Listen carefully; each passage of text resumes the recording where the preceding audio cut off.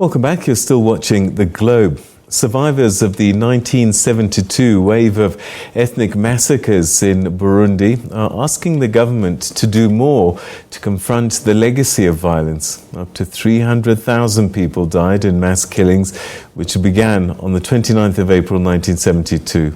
The violence was rooted in long-standing tensions between the Hutu and Tutsi ethnic groups who live in Burundi. Now, most of the victims of this wave of massacres were Hutus. A Truth and Reconciliation Commission, which has been exhuming mass graves from the time, has said that the killings amounted to genocide.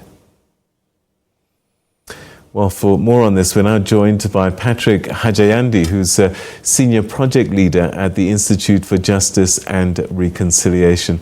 Thanks very much indeed for joining us, and welcome to the program. Thank you so much for having me. It's been 50 years or so after the unfortunate 1972 massacre, Ikaza, as some people call it, in Burundi, and survivors are asking government to do more to confront the legacy of violence. Sadly, over time, we have seen other ethnic type violence take place.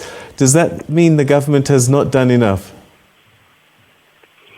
Let me start by saying that today it's exactly 50 years since the beginning of the massacres, which today the Truth and Reconciliation Commission has described as a genocide after a series of discoveries of mass graves contain a lot of people who were killed from 29th April until end of July in 1972. So what has characterized these events around the killings is a silence, an imposed silence by people who were in power at that time. So when you compare with what is happening in Rwanda, in the neighboring Rwanda, where the genocide against the Tutsi is worldwide recognized, in Burundi it has been the opposite. What happened to the Hutu population has been ignored, and people who tried to voice, especially during that period of the killings, were silenced. And also the international community did not help a lot for the truth to be known. So this has been a situation which I think has been leading to other acts of violence because, as you know, a violent past which has not been dealt with, it continues to sow the seed of other violence. So that's the situation we have.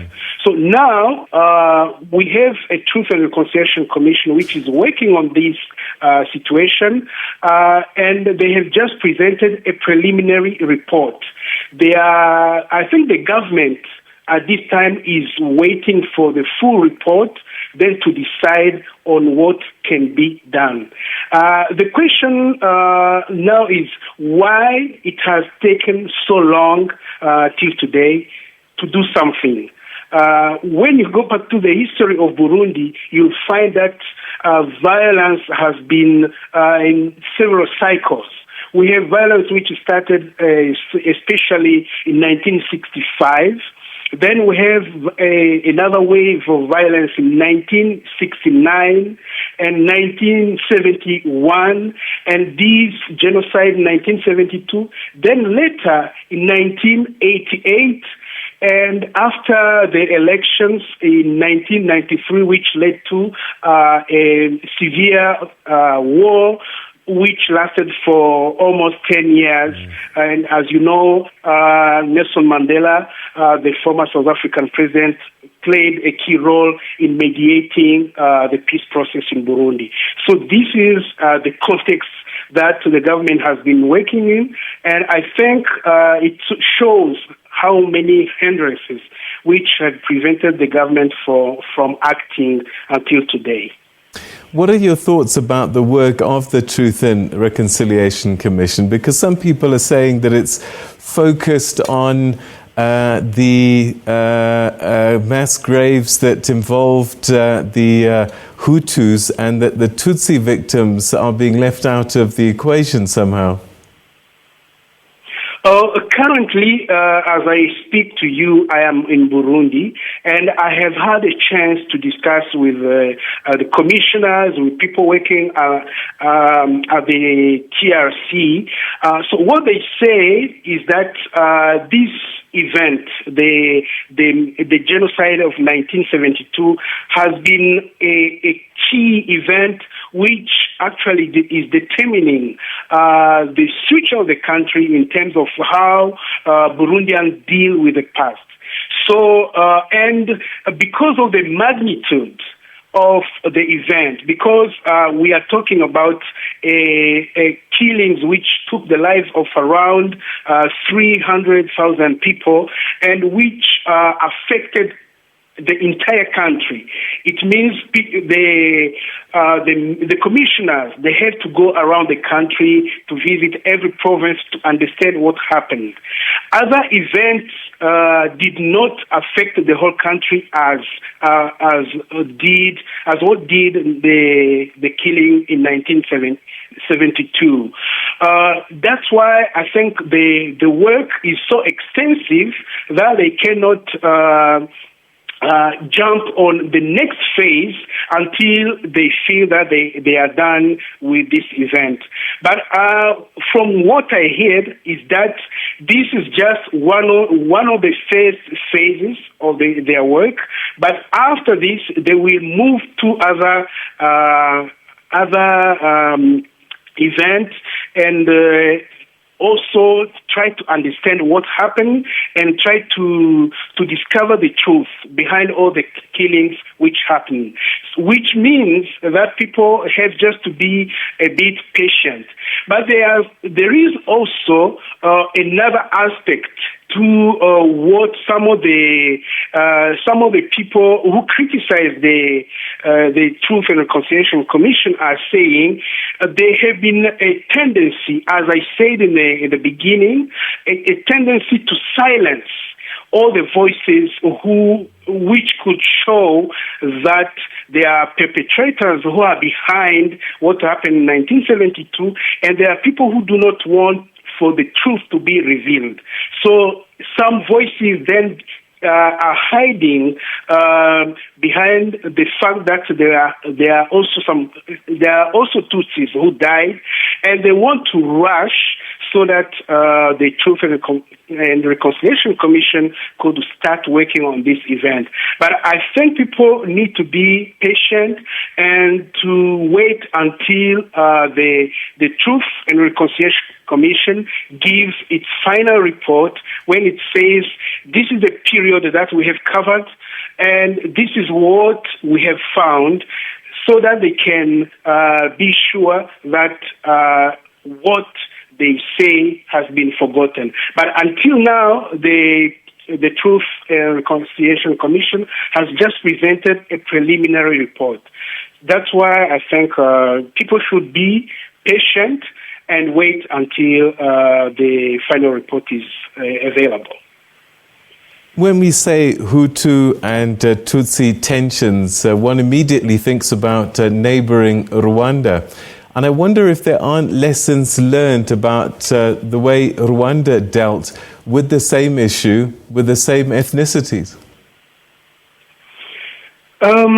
I think there may be some lessons to learn from Rwanda, especially about how Rwanda deal with the process of memorization. That is very important for Burundi to learn, because in Burundi, people tend to say that there is a culture of silence. And there is even some proverb which seems to encourage hiding the truth, because it says that you don't need to dig up what is rotten, which is a way of encouraging people to hide the truth. But I think in Burundi we have to learn about this experience in Rwanda of memorization, so that what happened, whether to Hutus or Tutsis, can be exposed, especially for the next generation to learn from what happened and to avoid to fall into the same traps. So the other thing I want to mention is that there are also some nuances. When you look at the peace process in Burundi and you look at the social foundation which has been established, I think Burundi has a much better and a stronger foundation, because when the Arusha peace and reconciliation process started, Burundians agreed to discuss about ethnicity and to expose it. That's why even today in the Constitution, the Hutus are allocated 60% of all positions in government and in parliament, and the Tutsis have access to 40% of all positions, whether in government and in parliament.